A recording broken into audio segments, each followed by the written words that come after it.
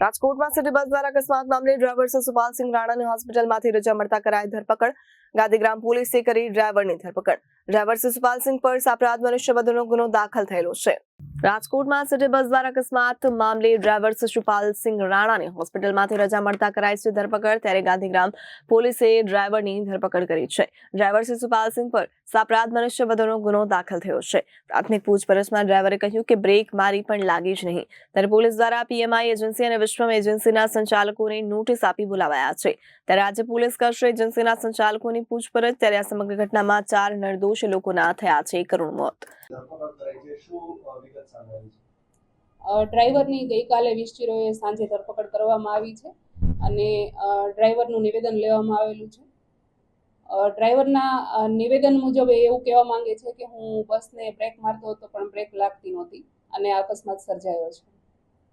સ્પષ્ટપણે રિપોર્ટમાં સામે આવી ગયું છે કે બસમાં બ્રેક ફેલ પણ નહોતી અને બસ પણ 19 મહિના પહેલા જ લીધેલી હતી। યસ, પોલીસે શું ઇન્સ્ટ્રુમેન્ટ એમાં અમે બસનું પરીક્ષણ કરાવી લીધું છે આરટીઓ એવો અમને રિપોર્ટ આપી દીધો છે કે બસની બ્રેક ફેલ નહોતી કે બસમાં કોઈ મિકેનિકલ ખામી નહોતી।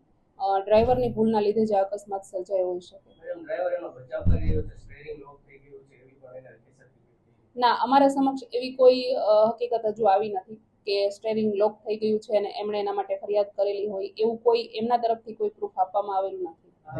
લાયસન્સ બાબતે શું કાર્યવાહી? એમનું લાયસન્સ સસ્પેન્ડ કરવા માટે અમે પોલીસે આરટીઓને રિપોર્ટ કરી દીધો છે।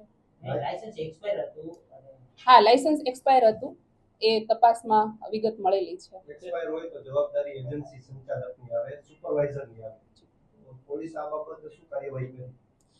એજન્સીને અમે પોલીસ સમક્ષ હાજર રહેવા માટે નોટિસ આપી છે અને એજન્સી આજે અમારા સમક્ષ હાજર રહેવાની છે। ગુનો નોંધાઈ શકે છે કારણ કે ચોખ્ખી બેદરકારી છે। ડ્રાઈવર તો હાલો એની ઉપર તો ગુનો નોંધાયો પરંતુ કોન્ટ્રાક્ટ એજન્સી છે એ લોકો તપાસ કરતા હોય છે અને પછી ત્યારબાદ બસ ડેપોમાં નીકળી જાય ફિક્સ જવાબદારી એમની થાય।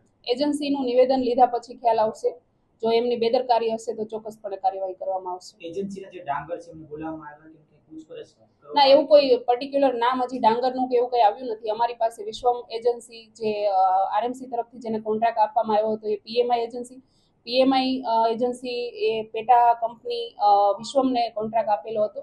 તો અમે વિશ્વમને અને પીએમઆઈના સંચાલકોને જે જવાબદાર માણસો છે એને નોટિસ આપીને પોલીસ સમક્ષ હાજર રહેવા માટે જણાવેલું છે। આરોપીની ધરપકડ કરીને હવે શું કાર્યવાહી? આરોપીની ધરપકડ કરેલી છે અને એને અમારે જે વિગત લેવાની હતી કે એમના જે સ્ટેટમેન્ટ લેવાના હતા એ લેવાઈ ગયા છે અને હવે અમે એમને સમય પૂરો થતા કોર્ટમાં રજૂ કરીશું। શું મેડમ એને નિવેદનમાં શું પ્રાથમિક શું સામે આવે છે?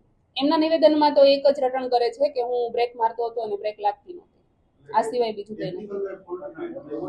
ના, ટેકનિકલ કોઈ ફોલ્ટ પોલીસ સમક્ષ આવેલું નથી। આરટીઓએ પરીક્ષણ કરી અને રિપોર્ટ આપી દીધો છે કે કોઈ મિકેનિકલ ખામી નથી। ડ્રાઈવર કીધેલો હતો કે બ્લડ સેમ્પલ લીધા છે? બ્લડ સેમ્પલ લેવાયેલા છે, એફએસએલમાં મોકલવામાં આવેલા છે સેમ્પલ અને એફએસએલ રિપોર્ટ આવે એના પર રાહ જોઈએ છે। Bureau report Janadesh news, Rajkot.